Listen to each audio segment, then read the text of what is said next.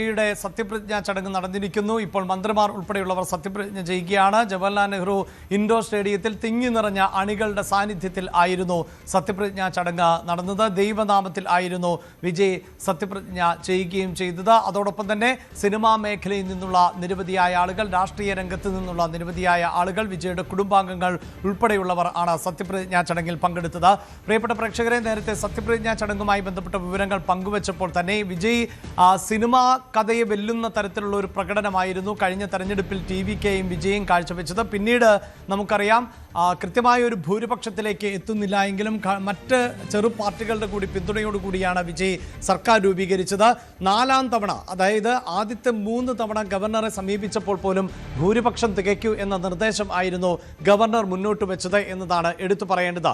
ഇവിടെയാണ് രാഷ്ട്രീയ കേന്ദ്രങ്ങൾ വിജയുടെ പ്രകടനത്തെ എങ്ങനെ വിലയിരുത്തുന്നു. പ്രത്യേകിച്ച് നമുക്കറിയാം ഈ ടിവികെ എന്ന പൊളിറ്റിക്കൽ പാർട്ടി രൂപീകൃതമായിട്ട് 2 വർഷം പൂർത്തിയാകുന്നതേ ഉള്ളൂ. അതിനു മുമ്പ് തന്നെ കേവല ഭൂരിപക്ഷത്തിലേക്ക് എത്താത്ത വിജയുടെ പാർട്ടി അധികാരത്തിലേറട്ടെ എന്ന് രാഷ്ട്രീയ രംഗത്ത് വലിയ അനുഭവ സമ്പത്തുള്ള DMK അടക്കം തീരുമാനിച്ചതിന് പിന്നിൽ എന്താണ്? MK സ്റ്റാലിനെ പോലെ ഒരു രാഷ്ട്രീയ തന്ത്രജ്ഞൻ എന്തുകൊണ്ടാണ് ടിവികെ സർക്കാർ രൂപീകരിക്കട്ടെ എന്ന നിലപാടിലേക്ക് പോയത്? അവിടെയാണ് രാഷ്ട്രീയ നിരീക്ഷകർ ചില പ്രസക്തമാകുന്ന നിരീക്ഷണങ്ങൾ മുന്നോട്ട് വയ്ക്കുന്നത്. അതായത് സിനിമാ സ്റ്റൈലിൽ ആയിരുന്നു പാർട്ടി രൂപീകരണം, സിനിമാ സ്റ്റൈലിൽ ആയിരുന്നു സത്യപ്രതിജ്ഞാ ചടങ്ങ് എങ്കിൽ പോലും ഇനിയുള്ള ഭരണം അത്തരത്തിൽ സിനിമാ സ്റ്റൈലിൽ മുന്നോട്ട് കൊണ്ടുപോകാൻ സാധിക്കുമോ വിജയ്ക്ക് എന്നത് തന്നെയാണ് സംശയമുണ്ടാക്കുന്നത്. DMK അത്തരത്തിലൊരു മികച്ച പ്രകടനം ടിവികെയുടെ ഭാഗത്ത് നിന്ന് നടപ്പിലാക്കാൻ സാധിക്കില്ല എന്ന വിലയിരുത്തലിൻ്റെ കൂടി അടിസ്ഥാനത്തിലാണ് സർക്കാർ രൂപീകരിക്കട്ടെ എന്ന് MK സ്റ്റാലിൻ പറഞ്ഞത് എന്നതാണ് ഇപ്പോഴത്തെ സൂചനകൾ. അവിടെയാണ് നമുക്ക് ആ ഡേറ്റകളിലേക്ക് ഒരിക്കൽ കൂടി തിരികെ പോകേണ്ടതായി വരുന്നത്. നമ്മൾ നേരത്തെ സൂചിപ്പിക്കുന്ന പോലെ ഈ തെരഞ്ഞെടുപ്പിൽ ടിവികെയെ സംബന്ധിച്ചിടത്തോളം 108 സീറ്റുകളിൽ ആയിരുന്നു ടിവികെക്ക് വിജയക്കൊടി പാറിക്കാൻ സാധിച്ചത്. എന്നാൽ നിലവിൽ നിയമസഭയിൽ 108 അംഗങ്ങളുടെ പിന്തുണ ടിവികെക്ക് ഇല്ല. അവിടെയാണ് 107 എന്ന സംഖ്യയിലേക്ക് ടിവികെ എത്തുന്നത്. അതിന് കാരണം ഈ 108 സീറ്റുകളിൽ 2ഇടത്ത് വിജയ് തന്നെയാണ് വിജയിച്ചത്. അതുകൊണ്ട് തന്നെ വിജയെ സംബന്ധിച്ചിടത്തോളം തീർച്ചയായും നിയമസഭയിലേക്ക് എത്തുമ്പോൾ ഒരു സീറ്റ് മാത്രമാണ് നിലനിർത്താൻ സാധിക്കുകയുള്ളൂ. ആ സീറ്റ് ഏത് എന്നത് ആയിരിക്കും ഇനി ഉപതെരഞ്ഞെടുപ്പിലേക്ക് എത്തുന്നത്. അവിടെയാണ് തൃഷ ഒരു പക്ഷേ ഈ ഉപതെരഞ്ഞെടുപ്പിൽ സ്ഥാനാർത്ഥിയായി എത്തിയേക്കും എന്ന തരത്തിലൊക്കെയുള്ള റിപ്പോർട്ടുകൾ വന്നിട്ടുള്ളത്. അത് നമുക്ക് കാത്തിരുന്ന് കാണേണ്ടതാണ്. ഇനി നമ്മൾ മറ്റ് കണക്കുകളിലേക്ക് പോകുമ്പോൾ, അതായത് വിജയ് എങ്ങനെയാണ് ഈ സർക്കാർ രൂപീകരിച്ചത് എന്നതിലേക്ക് പോകുന്നതിന് മുമ്പ് തമിഴ്നാട്ടിൽ ഈ കക്ഷി നില എന്നത് ഒരിക്കൽ കൂടി പ്രധാനപ്പെട്ടതാണ്. നിലവിൽ 107 സീറ്റുകൾ ആണ് ടിവികെക്ക് ഉള്ളത്. അതേസമയം DMKക്ക് 59 സീറ്റുകൾ ഉണ്ട്. അവിടെയായിരുന്നു DMKയും AEADMKയും തമ്മിൽ കൈകോർത്തേക്കും എന്ന തരത്തിലുള്ള ചില സൂചനകൾ പുറത്തു വന്നത്. അങ്ങനെയെങ്കിൽ മറ്റ് ചെറു കക്ഷികൾ കൂടി ഒപ്പം നിർത്തിക്കൊണ്ടൊരു സർക്കാർ രൂപീകരിക്കാൻ DMK തയ്യാറായേക്കുമോ എന്നതായിരുന്നു എല്ലാവരും ഉറ്റുനോക്കിയിരുന്നത്. അവിടെ കോൺഗ്രസിന് 5 അംഗങ്ങളുണ്ട്. നിലവിൽ തന്നെ കോൺഗ്രസ് DMKയുടെ ഭാഗമായിരുന്നു. എന്നാൽ ടിവികെക്ക് പിന്തുണ നൽകിയതോടുകൂടിയാണ് കോൺഗ്രസുമായുള്ള ബന്ധം ഇപ്പോൾ പ്രതിസന്ധിയിലായിട്ടുള്ളത്. PMKക്ക് 4 സീറ്റുകൾ, IUMLന് 2, CPI 2, VCക്ക് 2, CPIM 2, BJP 1 എന്നിങ്ങനെയാണ് നിലവിൽ കക്ഷിനില. അങ്ങനെ ആകെ 234 സീറ്റുകൾ ഉണ്ട് തമിഴ്നാട്ടിൽ എന്നതാണ്. അവിടെ ഒരു ഉപതെരഞ്ഞെടുപ്പിന് കൂടി കളമൊരുങ്ങുന്നു. അത് ടിവികെയുടെ തന്നെ വിജയിച്ചിട്ടുള്ള സീറ്റുകളിൽ ആണ് എന്നതാണ് എടുത്തു പറയേണ്ടത്. ഇനി മറ്റൊരു വിശദാംശങ്ങളിലേക്ക് പോകുന്നത് നിലവിൽ എങ്ങനെയാണ് ഈ വിജയുടെ സർക്കാർ നിലനിൽക്കുന്നത് എന്നതാണ്. അവിടെ ഏറ്റവും പ്രധാനപ്പെട്ടത് 120 അംഗങ്ങളുടെ പിന്തുണ നിലവിൽ വിജയ്ക്കുണ്ട് എന്നത് വസ്തുത തന്നെയാണ്. ഈ 107 അംഗങ്ങളുള്ള ടിവികെ, അതോടൊപ്പം തന്നെ കോൺഗ്രസിൽ 5 പേരുടെ പിന്തുണയുണ്ട്, VCKയുടെ 2 പേരുടെ പിന്തുണ, CPIMൻ്റേത് 2, CPIയുടേത് 2, IUMLൻ്റേത് 2. ഇങ്ങനെ നിലവിൽ 120 അംഗങ്ങളുടെ പിന്തുണയോടുകൂടി ആണ് നിലവിൽ വിജയ് സർക്കാർ രൂപീകരിച്ചിട്ടുള്ളത് എന്നതാണ് എടുത്തു പറയേണ്ടത്.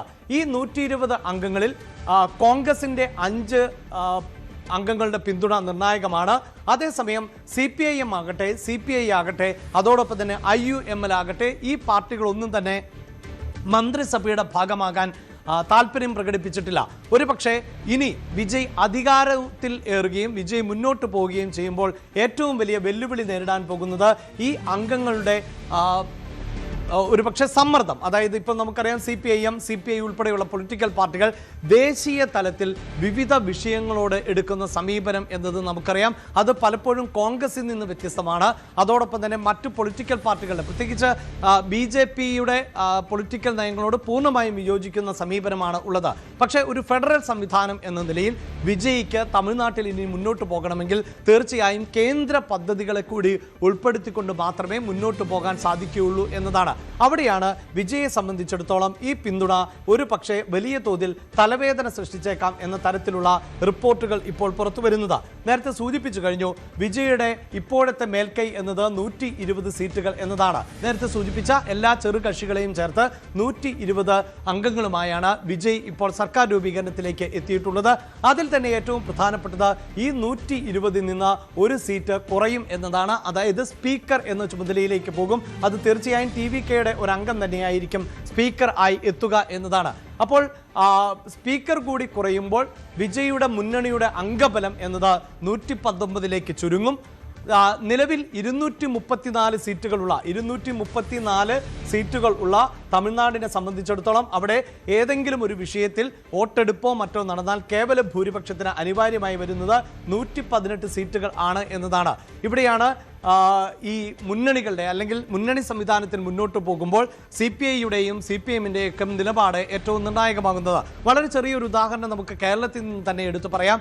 ഉദാഹരണത്തിന് ഇപ്പോൾ PM ശ്രീ പദ്ധതി എന്നത് കേരളത്തിൽ നടപ്പിലാക്കുന്നതുമായി ബന്ധപ്പെട്ട് സർക്കാർ മുന്നോട്ട് പോകാൻ ആഗ്രഹിച്ചു, വിദ്യാഭ്യാസ വകുപ്പ് മുന്നോട്ട് പോകാൻ ആഗ്രഹിച്ചു. അങ്ങനെ ആ പദ്ധതിയുടെ ഭാഗമാകുന്നത് സംബന്ധിച്ച് ഒപ്പിടുകയും ചെയ്തു.